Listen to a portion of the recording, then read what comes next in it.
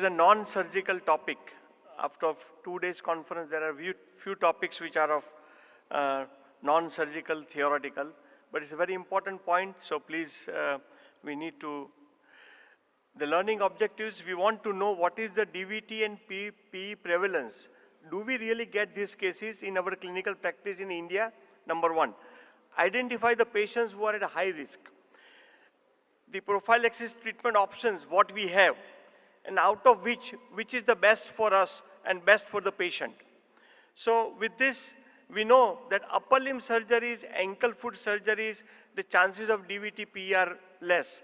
Here we are talking about hip and knee, where the maximum chances of DVT and PE we get. The VTE, so it's a venous thromboembolism total basket, where we either get the symptomatic or asymptomatic DVT, or we get symptomatic PE, patient with a chest pain, breathing difficulties, has to go to the ICU, or a fatal PE. Now, rate of the fatal PE is 0.1 to 0.5%. Please note that. Diagnosis by ultrasonics or the pulmonary CT angio, and we know that this is a preventable cause. So, most important thing is we need to prevent these points. What is the goal? We need to save the patients from fatal PE. That's number one. Number two, we should reduce the morbidity if the patient has got symptomatic DVT.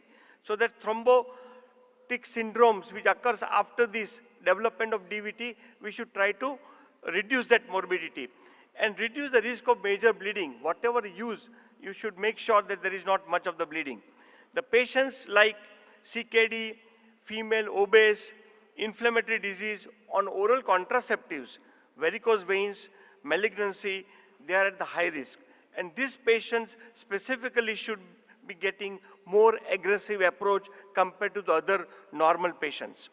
So, surgical factors, if you are doing bilateral, if you are a very slow surgeon, lot of dissection, lot of blood loss, and the time is more, these patients are likely to get post-operative DVT. But the use of tourniquet has no relevance in the literature whether it will increase the DVT or not. What we can do surgically before giving the prophylaxis. So if you are using a regional hypotensive anesthesia, there are intermittent pneumatic compression devices. Try to see that your blood loss is less. You should make sure that your surgical dissection should be good. Your rehabilitation protocol you should have in the hospital, and risk assessment frameworks depends on the risk factors, you plan accordingly. Now, for reducing the blood loss, we all use tranexamic acid, and it has been proven that it does not have any increased risk of the VTE, stroke or mortality. So it can be safely used without any compromise. Mechanical prophylaxis during the surgery, after the surgery, on the other leg, if there is a trauma, they are very useful, and it's recommended as an adjuvant prophylaxis. In very rare cases where there is a higher bleeding risk, you use it alone, but otherwise you use it as an adjuvant prophylaxis. There is no harm in that. There is no side effects. So that's number one. The pharmacological prophylaxis, we all know. The MR comes and tells us, use this, use this. So out of all, the low molecular heparin, the oral anticoagulants, aspirin and warfarin, which is going to be the best in our setup for our patient, that we have to find out. And we all know about this. The treatment should start immediately 8 to 12 hours after the surgery. Discontinue the platelet agents 72 hours before that our surgery starts, and make sure which patient needs what type of treatment, that you have to decide. As a surgeon, what we want? We want the most ideal prophylaxis. How?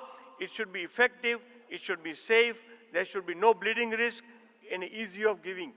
So we need to find out which one is going to suitable as a surgeon's perspective. And this is very important slide. The arthroplasty hematoma, intracranial bleeding, GI bleeding, ocular bleeding has 3% chances with these prophylactic agents if not selected properly. This is 3 times more the risk of the DVT itself. So you should be very careful. What are you doing? Are you going to increase the chances of bleeding? Or it's a 3% more than the chances of DVT itself.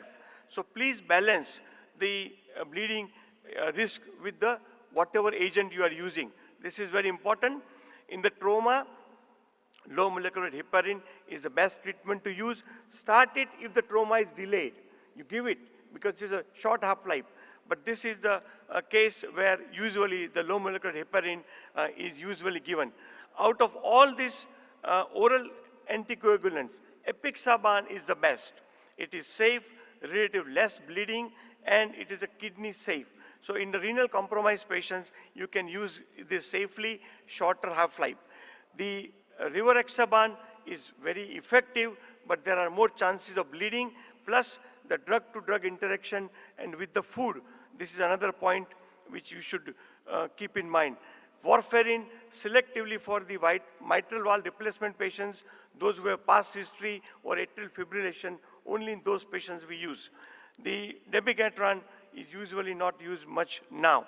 So out of this now, the international consensus meet 600 experts of all specialties from 68 countries.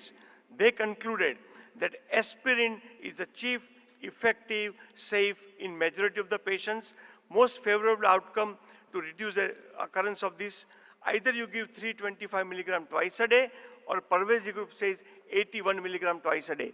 So this is a simple tablet which is effective in reducing the DVT and fatal PE rates. And the big trial, like 2,817 patients, the bleeding complications is very less. It's decreased the rate of MI and also decreased the rate of HO. So this is a very safe drug to use compared to all other drugs. There are multiple trials which have proven now compared to rivaroxaban, warfarin in 20,000 patients in a paper trial, aspirin is not inferior. It is effective, safe, simple, whatever way you want to give. In conclusion, the modern surgical protocol cannot reduce the it reduces the DVT rate, but not reduce the PE. But for safety purpose, medical legal purpose, please use something. We feel that we don't have PE, we don't have death coming, but the majority of the patients, 20 to 35% gets the problem after going to home. So for a safety purpose, please use something.